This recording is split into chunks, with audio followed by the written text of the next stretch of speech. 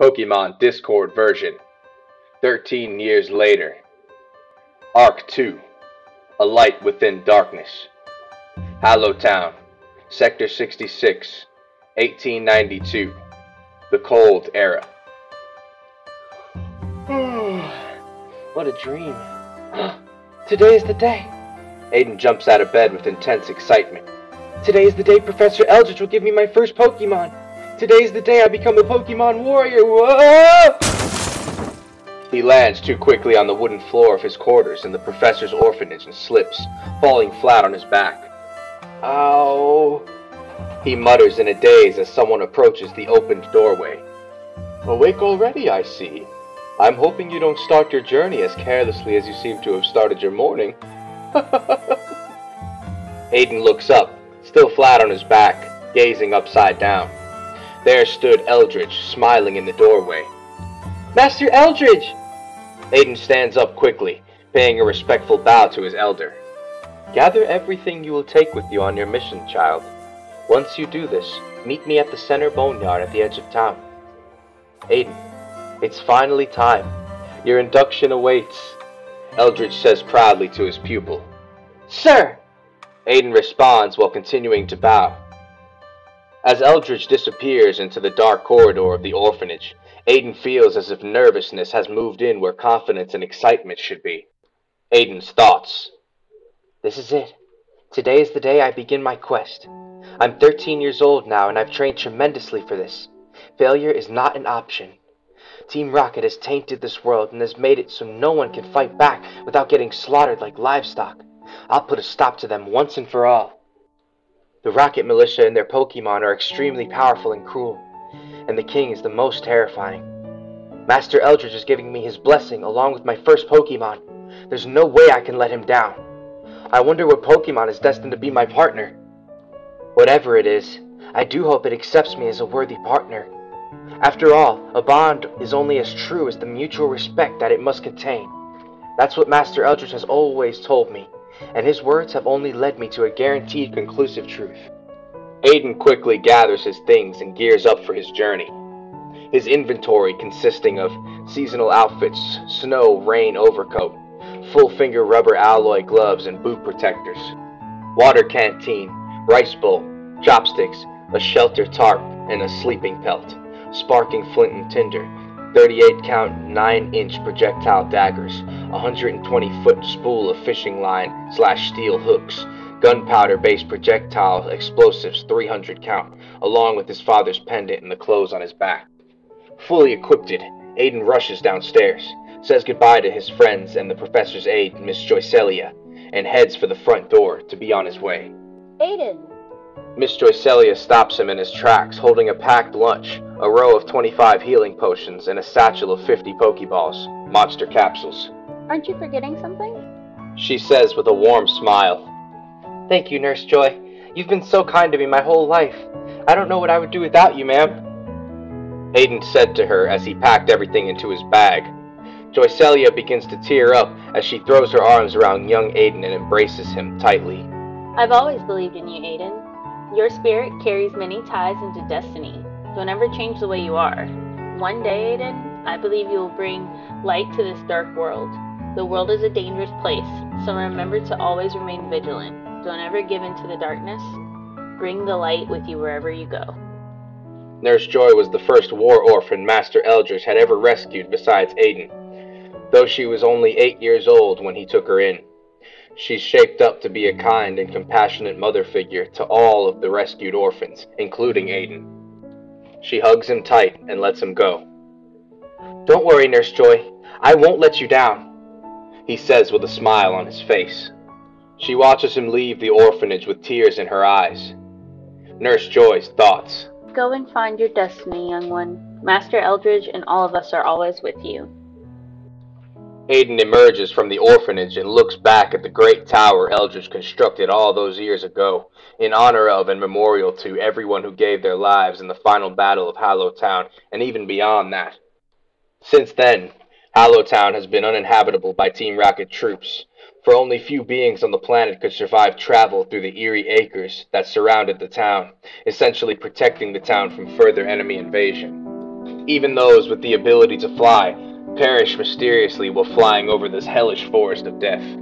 The level of casualties have stopped being documented a long time ago. However, the professor's orphanage has rescued many abandoned and lost children who somehow survived the forest's desolate journey. Currently, Eldridge's Tower is the only livable shelter in Hollow Town, and is large enough to be considered a stronghold. The whole point of its existence is so Eldridge can shelter and protect any lost war orphans, as well as to expand the reach of modern technology for geographical understanding of navigation, upon the research and study of people and Pokemon nature alike. I'll make sure war never hurts this place ever again, he says as he anxiously heads towards Center Boneyard at the edge of town to meet with his mentor. Despite the town resembling a place hit by nuclear fallout, Aiden and the other orphans considered Hollowtown their true home. As Aiden ran down the desolate long dirt roads, he passed many uninhabitable homes that were destroyed during the Hollowtown massacre and salvaged for parts by Eldridge in order to construct his Pokemon Tower orphanage.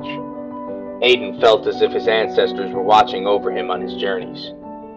This is my journey, my fate, and my destiny, Aiden thought to himself. I'll become a hero just like Master Eldridge and his father before him, Lord Zero. My parents, Ava and Desmond, were the most amazing. Though I never had a chance to meet them, I know they are always with me within the confines of my very spirit. So that means I'm obligated to never let them down. I will become a hero just like you. That's a promise. As he looks forward through the sunset-lit town, Center Boneyard approaches. It starts to lightly rain. Aiden could see the faint silhouette of his professor's shadow standing in the dim rays of the sunset, while rain gently showered the graves of the fallen. The sun slowly descends over the scene. Rain and breeze dance around the graveyard as Aiden walks through the vine-wrapped metal gate. Master Eldridge! He approaches his teacher.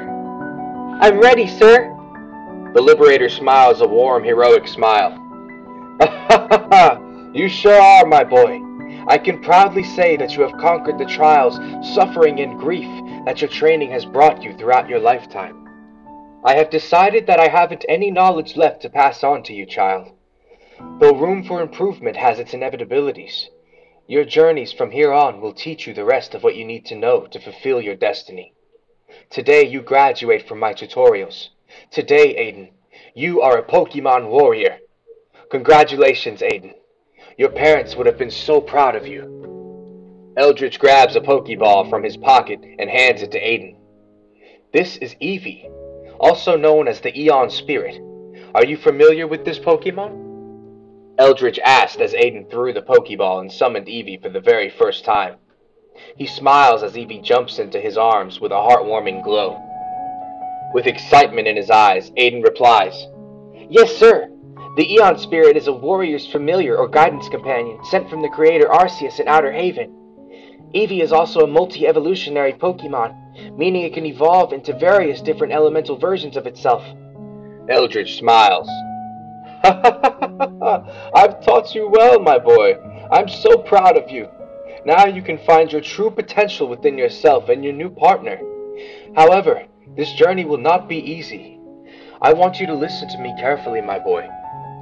He takes a scroll with a mysterious stone attached to it from his satchel and hands it to Aiden. Take this scroll message to Crowley of the Ancient Dragons.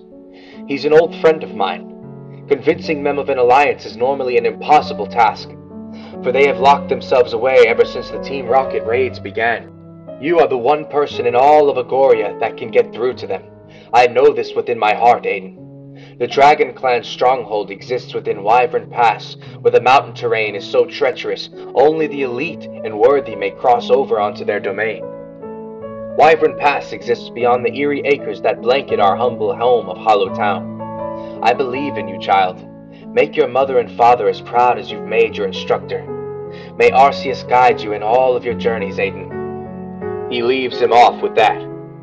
Thank you, Master Eldridge. I vow to never fail. That's a promise. Aiden and Eevee walk towards the winding path through the graveyard that would lead them into the entrance of the Eerie Acres. Well, boy, I hope you're ready, because it looks like we're going through the haunted woods first, unfortunately. Eevee whimpers and looks a little scared. It's okay, buddy. Aiden reassures Evie. I'll never let anything hurt you.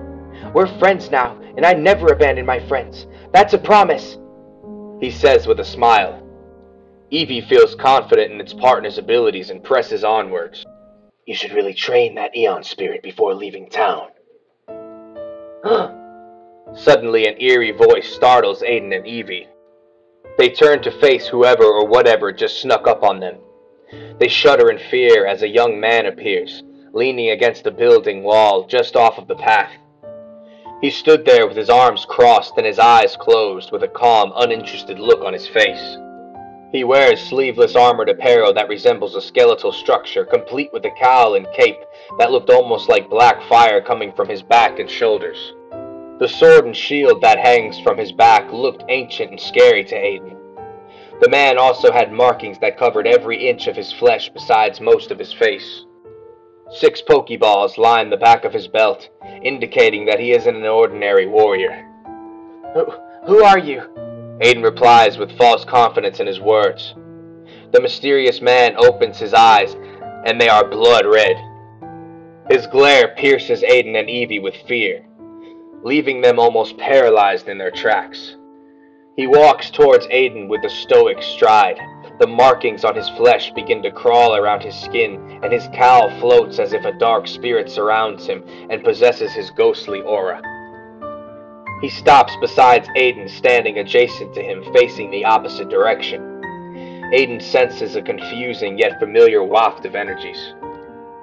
I sense you can handle yourself in battle, but you have no tactics involving your partner here. The world is an unforgiving place for the weak and ill-prepared. I don't recommend you leave until you know how to fight with your Eon spirit. The eerie man says, I don't know who or what you are, sir, but I have an important task to take care of. So if it's all the same to you, scary guy, we're just going to be on our way. Aiden replies hastily, trying to end the interaction as Evie cowers on Aiden's shoulder. Aiden and Evie speed walk away from the mysterious man. Train with your Eon spirit, kid. Those dragon lovers aren't going to be convinced of an alignment without a battle, and a good one at that, the young man said as Aiden gets farther away and closer to the edge of town. Wait, how did you know? Aiden says as he turns towards the man. Huh? He's just gone! The young man disappeared without a trace. Well, that was strange, wasn't it, boy? Aiden says to Evie. They both walked another couple of blocks before the entrance of the Eerie Acres grew closer. Well, Evie, it's just you and me. Time to be brave and venture forth, no matter what stands in our way. Eerie, still silence met with a cold breeze as the rain finally stopped. Aiden suddenly senses danger and prepares to defend himself. Who's there? He says aloud. Show yourselves! I know there's more than one of you, so come out and face me! Aiden's confidence was only a facade. He was truly horrified at what may come out of hiding, for he knew something was waiting to ambush him at the entrance of the Eerie Acres. Hey, you're pretty smart for a squirt. Too bad you ended up here. 2 tall, rugged-looking men stepped out from the shadows, smiling a wide, stomach-turning, rotten smile. Their decaying teeth were blackened with grime and blood, as if they had been chewing on raw meat for the entirety of their despicable lives. Looks like you were just in the wrong place at the wrong time, baby boy. Give us everything you've got, including that little Pokemon of yours. It's not got much meat on its bones, but it'll make a fine jerky roast. Looks like you'll suffice for our main course tonight, kid. I wonder, which one of you tastes better slow roasted over an open fire? These men are nothing but lowlives and delinquent cannibals, who must have been hiding out at the edge of town after somehow making it through the Eerie Acres. They smelled of something utterly foul, and they looked roughed up, like their journey had been all but kind to them. The path of corruption they have chosen has led them inevitably to this very moment. Right now, Aiden and Evie are in a troubling situation, and must use all of their wit and courage if they want to leave here alive. Whoosh! Suddenly, the eerie young man from earlier appears in front of Aiden and Evie, a ghostly aura following in his path. "Huh? Who the hell are you?" said the bandit to the mysterious figure, though he offers no response. He stares at them blankly with his glowing eyes of pure crimson. He then looks back at Aiden and says, "I'll take care of this." The bandits felt extremely uneasy about this opponent before them, awaiting their next move as fear began to rattle down their spines. "We found this little war orphan, so piss off! He and his possessions belong to us." They both pull weapons from their backs, one with a short sword and the other with a sickle and chain. Aiden and Evie are frozen in place, paralyzed with fear. "Last chance, you red-eyed freak. Get the hell out of our way, we won't add you to our menu. Walk away now." The eerie young man continued to stare blankly, offering no response. "Have it your way!" The bandits yelled as they threw 2 Pokeballs in an attempt to summon their partners. However, the Pokeballs shake only once and do not open.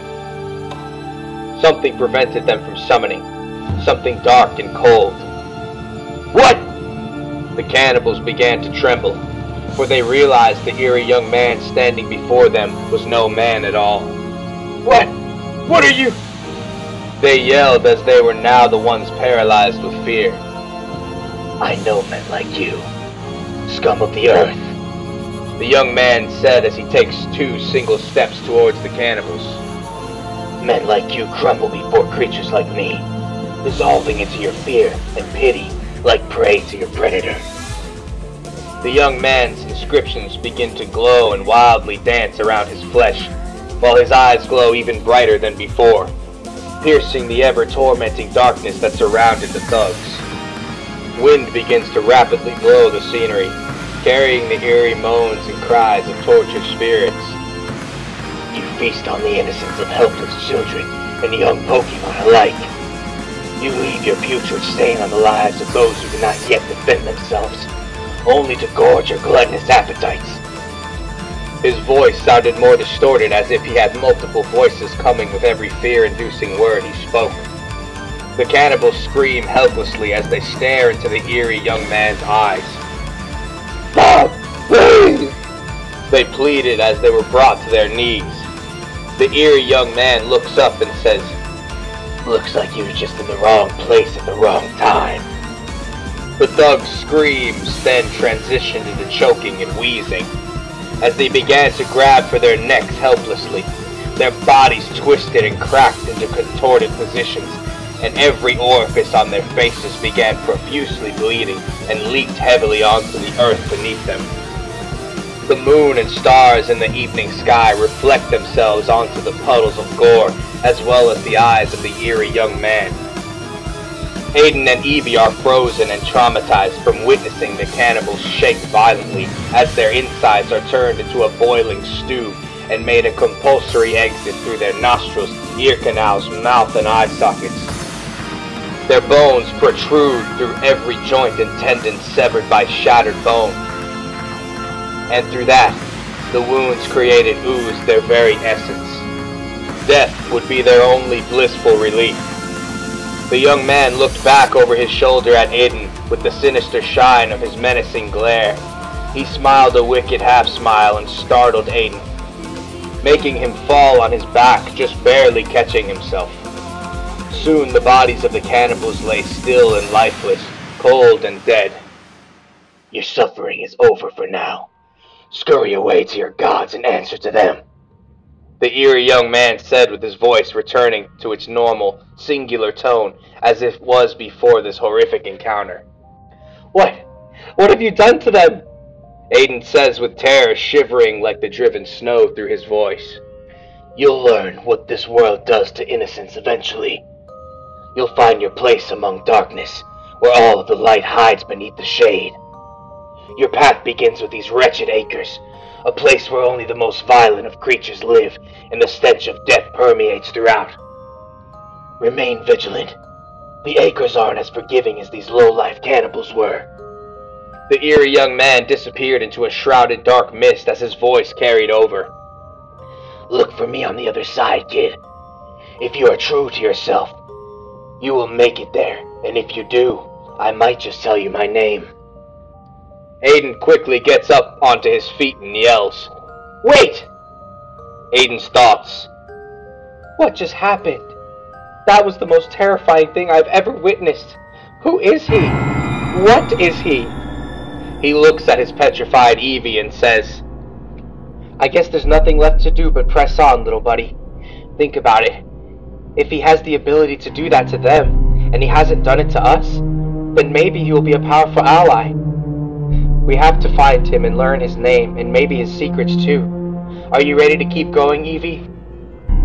Evie nodded in agreement and put on a brave face as they pressed on past the mangled puddle of the cannibal's remains, and finally breached the infamous Eerie Acres.